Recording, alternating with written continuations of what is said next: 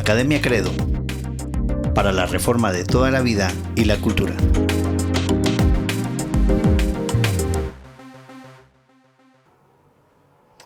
Hola a todos, ¿cómo están? Qué gusto saludarlos. Bienvenidos al podcast de Academia Credo. Para nosotros es un gusto y poder saludarlos en esta oportunidad, donde quiera que estén, a la hora que nos estén escuchando, en el lugar y en la condición en la que nos estén escuchando. Bueno, para la reforma de la vida y la cultura hemos creado este espacio para que podamos reflexionar a la luz de la palabra de Dios cómo nosotros como cristianos debemos de pensar y por supuesto actuar. Entender la vida, entender la cultura, entender el quehacer humano a partir de estos puntos de partida que la Escritura claramente establece. Hoy estamos con el doctor William Ochoa y su servidor, Eddie López. Estamos acá tratando de empezar esta serie que se va a llamar Pensando con Claridad en un Mundo Torcido. Así es. Y queremos a partir de ahora tratar de puntos de partida que nos van a servir para lo que vamos a estar comunicando con ustedes. Queremos platicar y queremos que de alguna manera, pues si es posible, que ustedes puedan comunicarse con nosotros, poner sus comentarios y dudas, podamos irlas resolviendo y aclarando todos estos puntos. Pero a partir de estos puntos de partida va a ser muy importante que nosotros argumentemos y es entendible. El libro de Eclesiastés. Sí, vamos a hablar sobre eso, pero de verdad para mí es un gusto también estar aquí junto al licenciado Eddie López hablando sobre estos temas. Nuestro objetivo, hemos deliberado muchísimo acerca de si vamos a hacer el podcast o no, pero finalmente sabemos que lo tenemos que hacer. Yo consumo bastantes podcasts de diferentes índoles, tradiciones, en español, en inglés, etcétera. Y en español específicamente nos ha costado encontrar tal vez un poco material que parta de donde nosotros estamos partiendo. Y obviamente creemos que hay muchos que llegan a conclusiones similares a las nuestras en nuestras reflexiones sobre la vida y la cultura. Uh-huh. Pero la metodología también pesa, ¿sí? La metodología también pesa y los puntos de partida también pesa. Dicho sea de paso, quiero pedirles disculpas. Estamos aquí en mi oficina, pero allá afuera están mis hijos. Mis hijos están haciendo tareas y mi esposa está intentando calmar a los dos. No sé si va a ser posible, pero ahí sí que, para que es una prueba, ¿no? De que somos hombres de familia y que estamos finalmente pues también haciendo esto. Uno de los objetivos de hacer esto que estamos haciendo como podcast es reconocer, admitir, recordar que Jesucristo es Señor sobre el todo de la vida. Así es. Y por lo tanto Él nos ha demandado hacer las cosas de acuerdo a lo que Él es, en primer lugar, y dos, de acuerdo a lo que Él ha revelado en su palabra. Esto es un asunto bien importante, uno de nuestros textos lemas, tal vez en la introducción del podcast, en un episodio que pusimos en español y en inglés también, citamos este verso en donde el apóstol Pablo escribe sobre que porque de Él, por Él y para Él son todas las cosas. Y vamos a estar hablando de diferentes temas con eso en mente, ¿sí? Vamos a iniciar con Jesucristo y culminar con Jesucristo. Es Él el Señor de la vida privada y de la vida pública. Este es un punto muy importante. Este tal vez es como un asunto que nos ha costado encontrar, ¿no? Mucho podcast habla precisamente del tema de la salvación, del comportamiento humano, y personal, ¿no? De la individualidad, de lo que haces dentro de tu casa. Y todo eso está bien, no nos oponemos a nada de eso. Pero tristemente tal vez no hemos encontrado mucho material atrevido para decir, el cristianismo nos manda a hacer esto y nos manda a hacer esto también en la vida pública. Y vamos a hablar de eso. algunos de los que nos escuchan hoy y nos han visto, nos conocen más como los que les gusta la política. Queremos aclarar o la música. O la música, sí, sí. Pero queremos aclarar que la política no nos gusta, nos fascina. Nada. No nos fascina, sino que creemos que es un asunto necesario. Hemos hecho esto durante ya varios años, metidos en el Congreso, metidos en el Congreso de la República, me refiero, diferentes diputados, asesores, entidades de gobierno, llevando una perspectiva bíblica del gobierno civil. Obviamente, no todos han estado de acuerdo con nosotros, pero creemos que hemos de presentar también esa batalla allí. Y por eso hacemos este podcast. Quería yo agregar a las palabras de Eddie, que vemos que hay personas que están consumiendo esto y creemos que es necesario hablar acerca de esto. Y Eddie tenía la excelente idea de decir, bueno, ¿cuál es nuestro distintivo? ¿Cuál es nuestra diferencia? Y creemos que es los puntos de partida, nuestra metodología. Vamos a ir tal vez exponiéndola de una manera un tanto desordenada a veces, pero creemos que podemos ir explicándola. Así que, adelante, Eddie. Sí, otra vez, puntos de partida, de dónde arrancamos para argumentar todo lo que decimos. Es importante porque es el ABC, ¿no? O sea, si son estos principios, son estas vocales para el entendimiento de todo lo demás.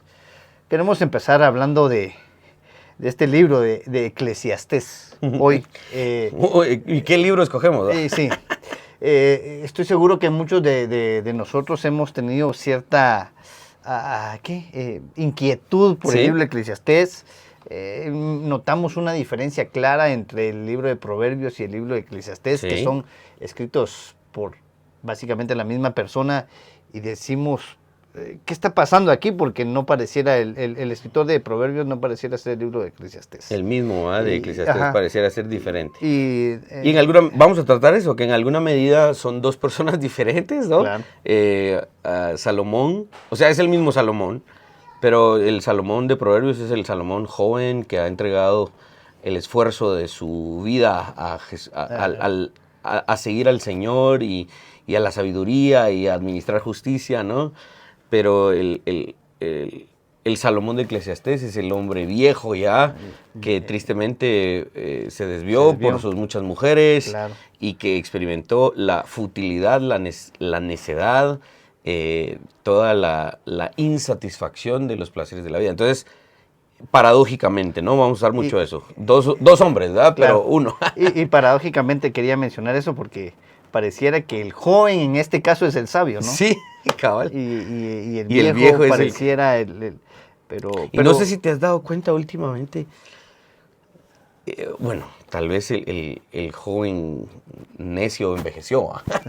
El joven necio envejeció, y tristemente sí me he encontrado con muchas personas mayores entregadas a causas antibíblicas y todo lo demás, y ya en una edad tan avanzada cuesta mucho, ¿no? Pero sí, buen punto. Esa es básicamente la idea, y ojalá que tengamos la humildad de poder reconocer en algún momento de que probablemente hemos estado viendo las cosas con lentes equivocados o sin lentes, y hemos tenido una distorsión en cuanto a la realidad y en cuanto a las cosas, y sería necesario que fuéramos lo suficientemente humildes para decir, es cierto, ¿verdad? A la luz de las Escrituras he estado equivocado, y es a partir de ahí. Quiero leer Eclesiastés 10, 12 al 15, y vamos a empezar a desarrollar esto, ¿okay?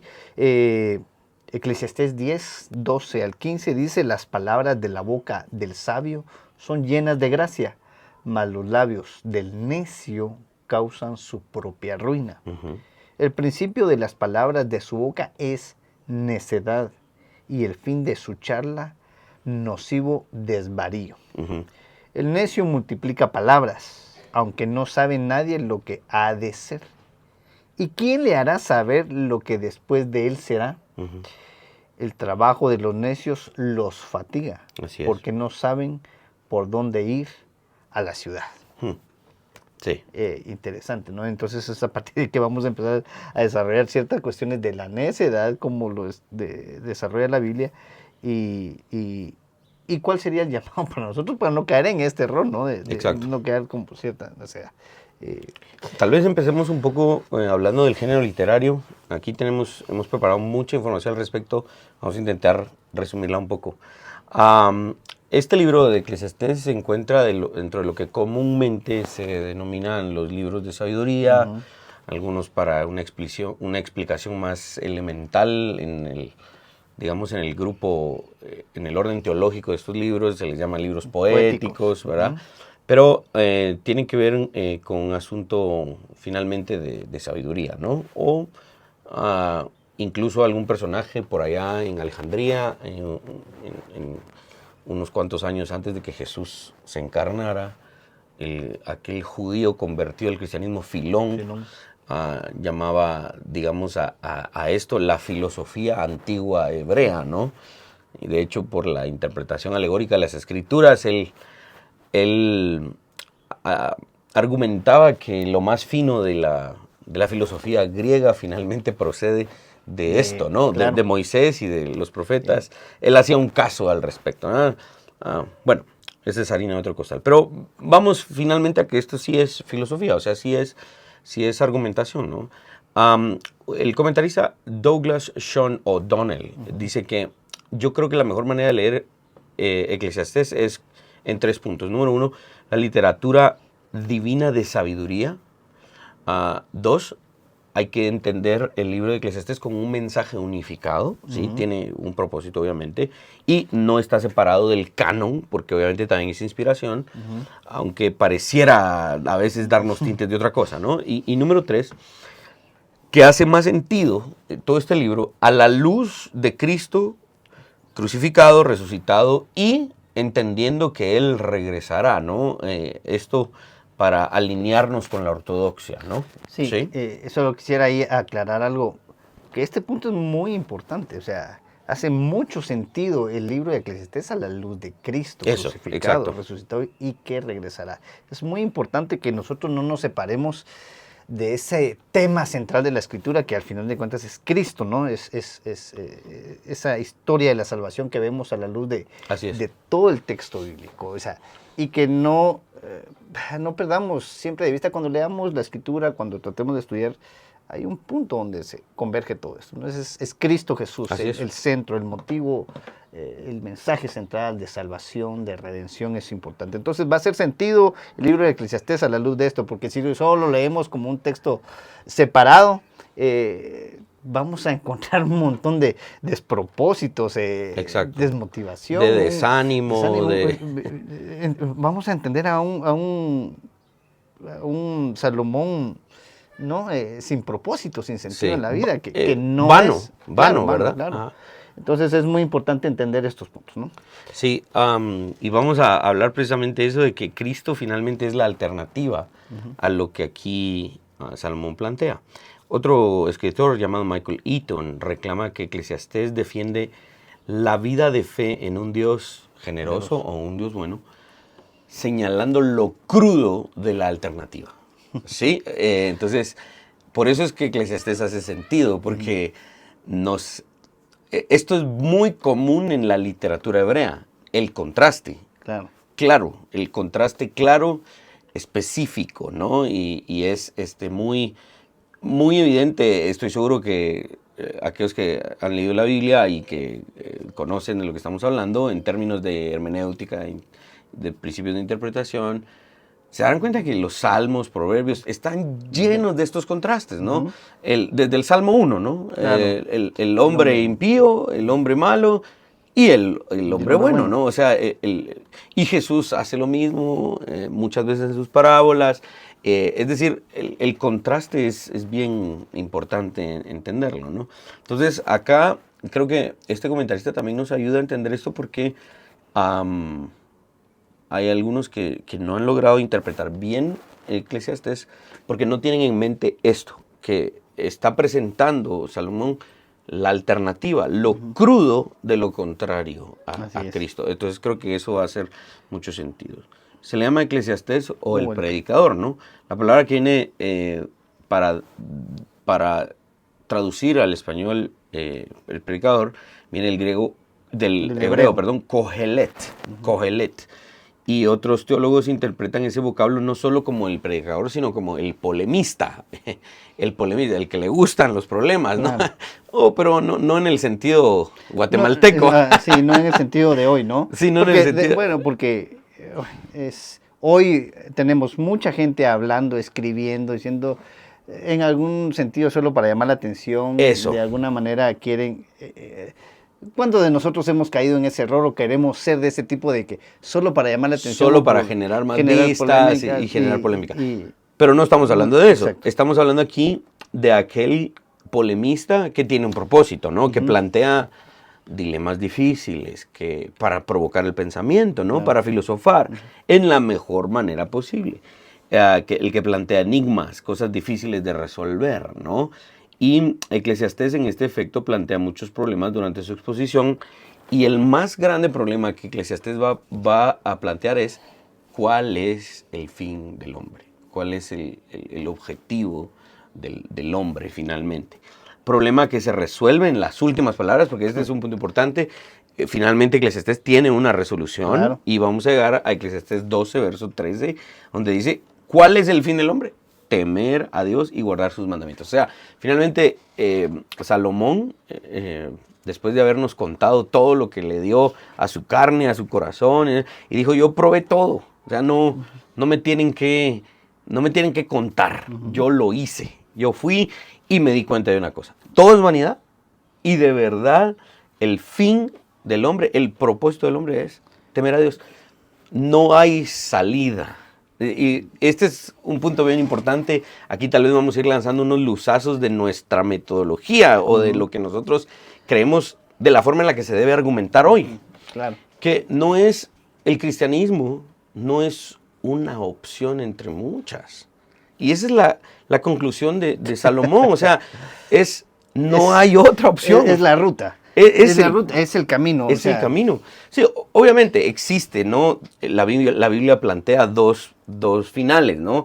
La perdición eterna y la salvación eterna. O sea, obviamente sí estamos hablando en ese sentido de que la Biblia no niega que hay dos opciones, pero en el contexto de lo que Salomón está concluyendo en su resolución, después de pensar y probar todo, él dice, no seamos necios. No hay otra. No hay otra. Esta es la salida, es temer a Dios y guardar sus mandamientos. Y esa creo yo que ahí vamos a empezar a lanzar tal vez una de nuestras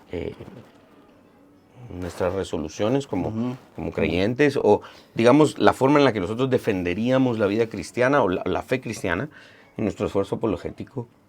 No planteamos el cristianismo como una opción que tal vez es buena en medio de otras, ¿no? Creemos que Jesucristo es la opción y no hay nadie que se le parezca, no hay otra opción más o menos igual, no, es Jesucristo. Y los creyentes debiésemos argumentar así y vivir así. Esta es la vía, este es el camino. Sí, importante entonces el punto final, que se convierte en un punto de partida, ¿no? Sí, exacto. Es el punto final de Eclesiastés, que termina siendo el punto de partida para el qué hacer de nosotros. Exacto. Y a mí me gustaría dejarlo claro. Esto debemos de tenerlo claro, todo cristiano, y por supuesto esperaría que todo hombre, pero el fin de todo hombre es obedecer a Dios, guardar sus mandamientos, ¿no? Es importante que eso es esencial y crucial para todo lo que hacemos, a nivel personal, a nivel familiar, a nivel de gobierno, de iglesia, cultural, desde el punto de partida que querramos verlo, desde cualquier tópico que querramos nosotros estudiar, ese es el fin. Sí. Glorificar a Dios, ¿no? Sí, y yo también quisiera agregar que en términos muy aplicativos, aquellos que tal vez nos están escuchando, y esperamos que compartan esto con otras personas, si tú eres un creyente, no vivas pensando que tu cristianismo fue una opción entre muchas, porque ese no es el mensaje bíblico. El mensaje bíblico es que Dios es el principio y el fin. Él es la razón por la cual vivimos, nos movemos en Él, pensamos gracias a Él. El hombre tiene esta opción, y por eso es que merece el infierno cuando la rechaza, ¿no? no porque no le dio a la opción correcta entre muchas, no. Entonces tú como creyente tienes que aprender a vivir de esa manera. Esta es la opción. Tienes que vivir con certeza de que no tengo otra salida. Yo como creyente no tengo otra salida.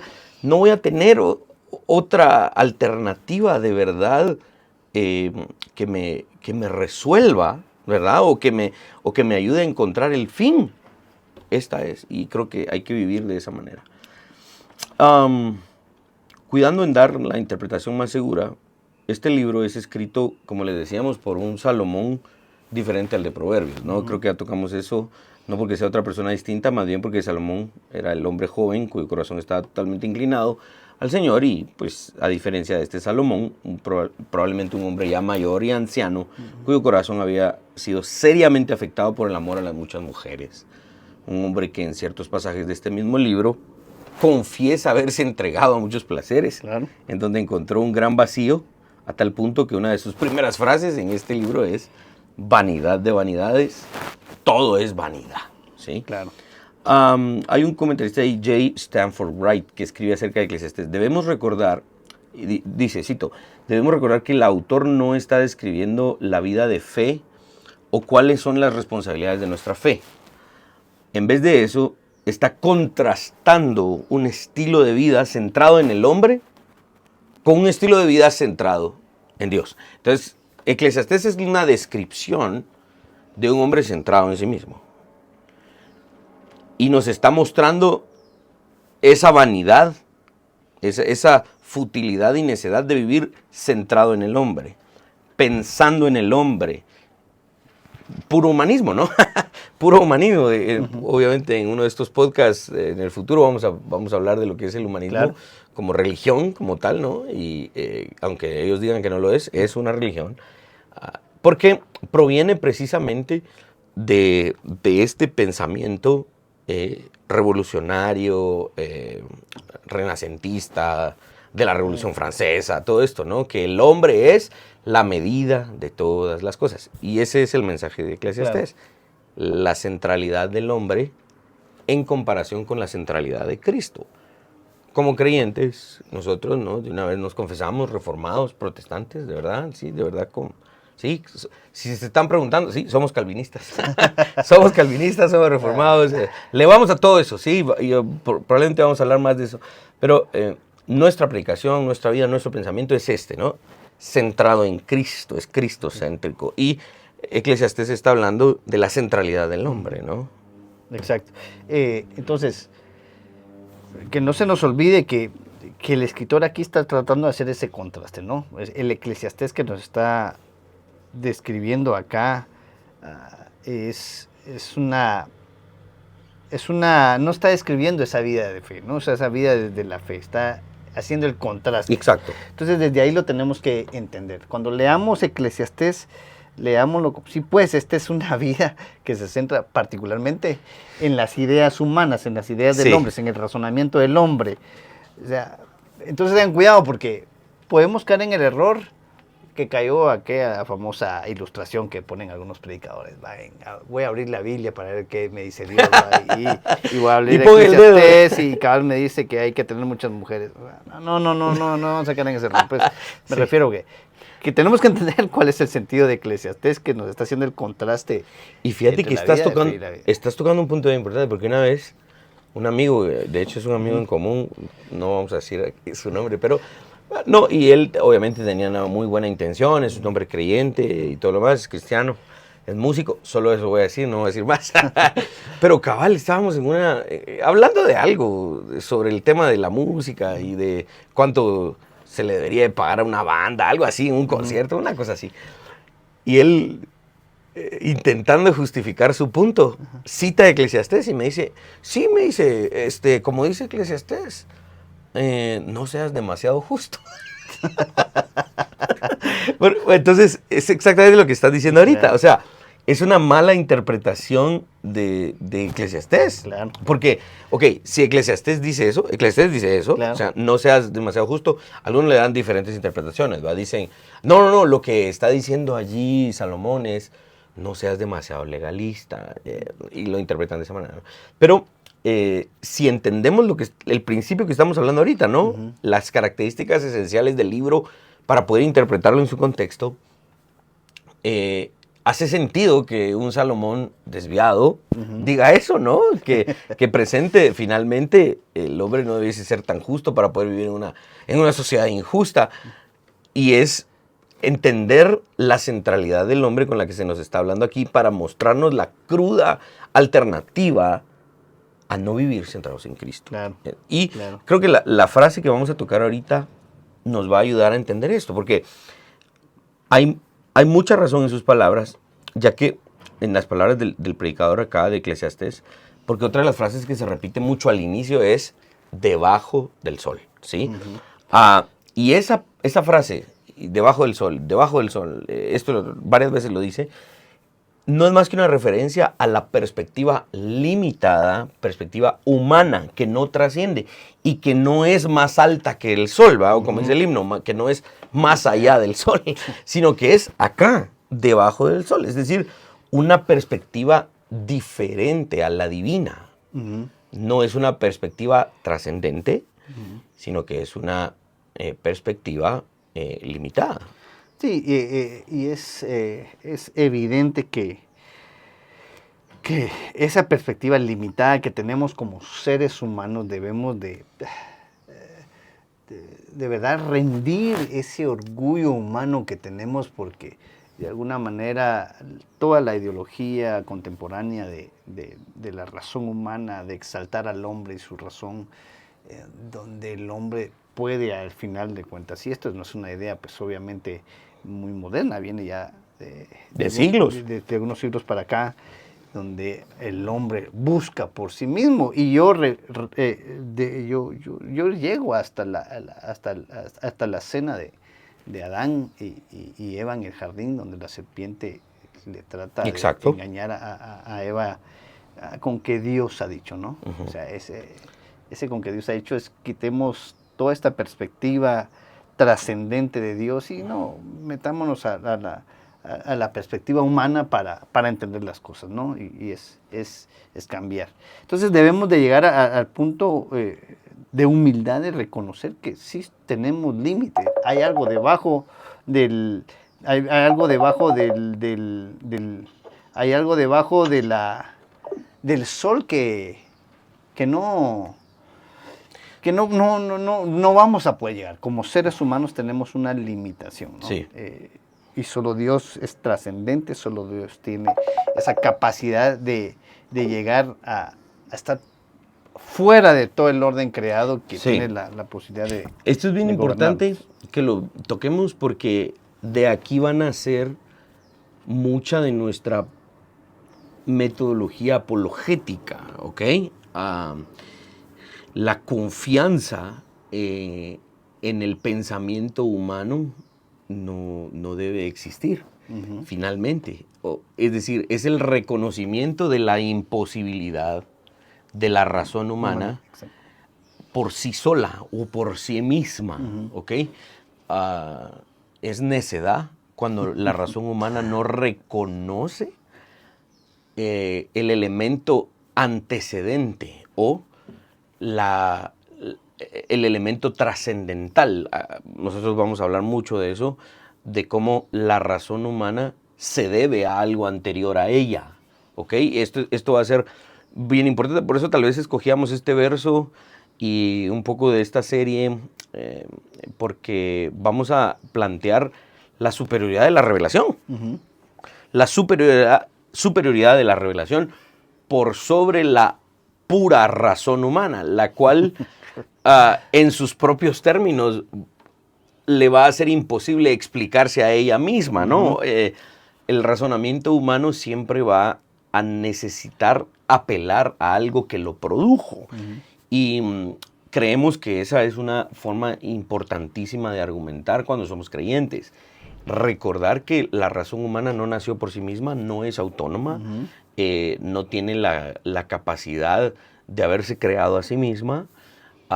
El mismo Agustín de Hipona decía, por tanto, es necesario, la razón le pide a la fe que le preceda, ¿no? Que vaya adelante, porque porque finalmente si Dios no se revela, el hombre no piensa.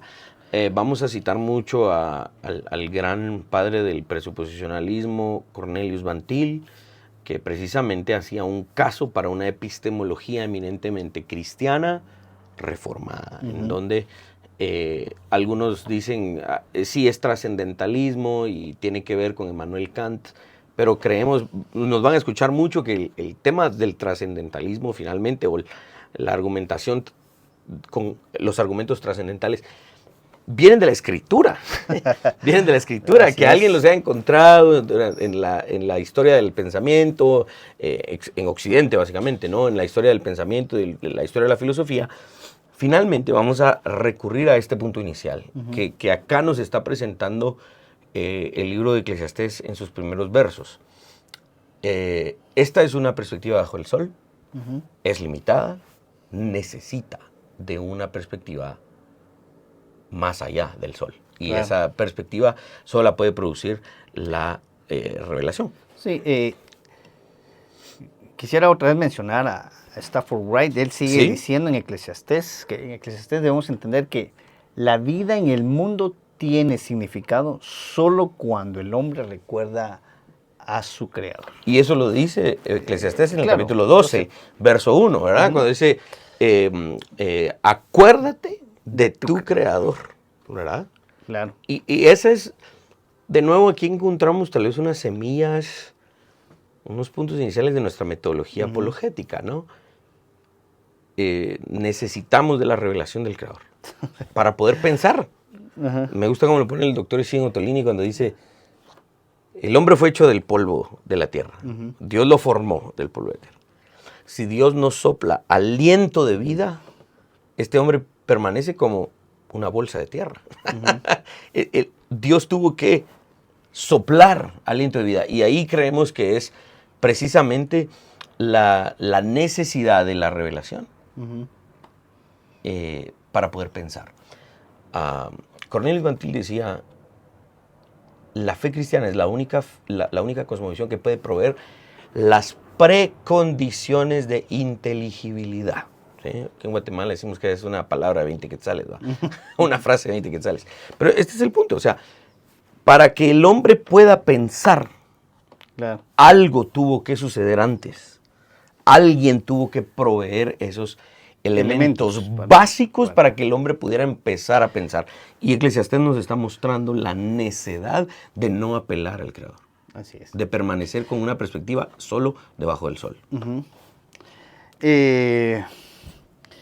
Bueno, el tiempo creo que ya sí, creo que paremos ahí y vamos a hacer más podcast sobre este punto, creo.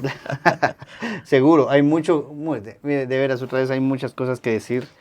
Van a ver que nuestra metodología apologética va a saltar de lo que vamos a ir diciendo, ¿ok? Y de todo esto, pero creo que es muy importante. ¿Por qué no terminamos con esta pequeña historia, con una pequeña descripción de la historia de la redención en el libro de Eclesiastés? Sí, para ser consistentes con lo que creemos. Una de las cosas que nos van a escuchar mucho en estos podcasts y en la iglesia en la que tenemos el privilegio de ser líderes, la Iglesia del Nuevo Pacto Guatemala, también busquen, ahí tenemos un podcast de esa iglesia y búsquenlo ahí también. Somos consistentes cuando decimos que creemos que el pacto, la historia de la redención, es, algunos dirían, la metanarrativa, ¿no? La historia central que une los 66 documentos que llamamos como el canon bíblico en una sola línea, ¿no? En una sola argumentación. Y creemos que la historia de la redención no está ausente de un pasaje como el que hoy acabamos de leer, y obviamente no está ausente del libro de Eclesiastés. Leer el libro de Eclesiastés y voltear a ver a Jesucristo es el ejercicio que nos ayuda a comparar nuestra perspectiva debajo del sol,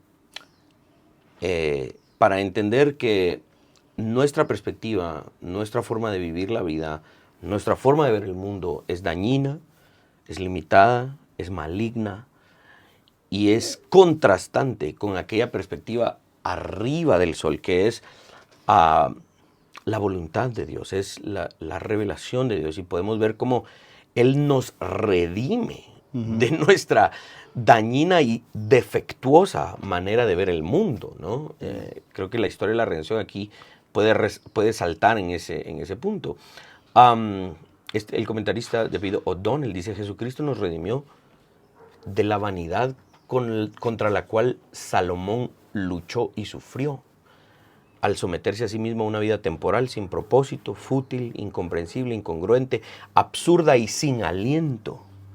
Salomón nació debajo del sol, se afanó debajo del sol, sufrió debajo del sol, murió debajo del sol, pero en su sujeción a la maldición de la muerte por su propia muerte en la cruz, este Hijo de Dios nos redimió de la maldición, de esta maldición con la que Salomón está sufriendo aquí en este libro, ¿no?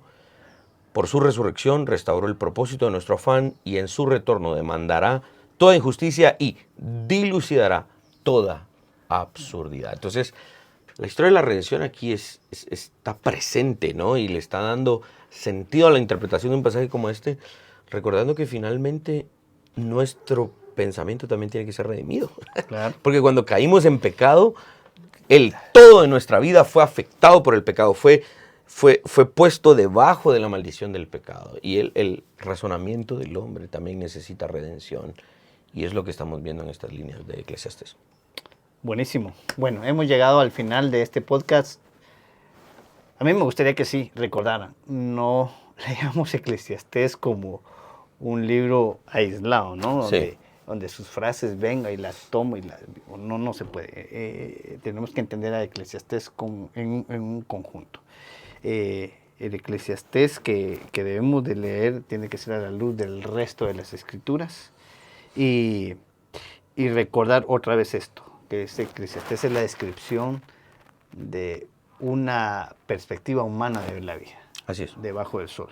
Nosotros somos llamados a verla desde otra perspectiva, la divina, la trascendente, que gracias a la luz del Evangelio lo podemos hacer. Así que que Dios les bendiga. Qué bueno que estuvieron con nosotros. Gracias. Este es el podcast de Academia Credo para la reforma de toda la vida y la cultura. Hasta el próximo episodio. Suscríbete y comparte. Reformemos juntos toda la vida y la cultura.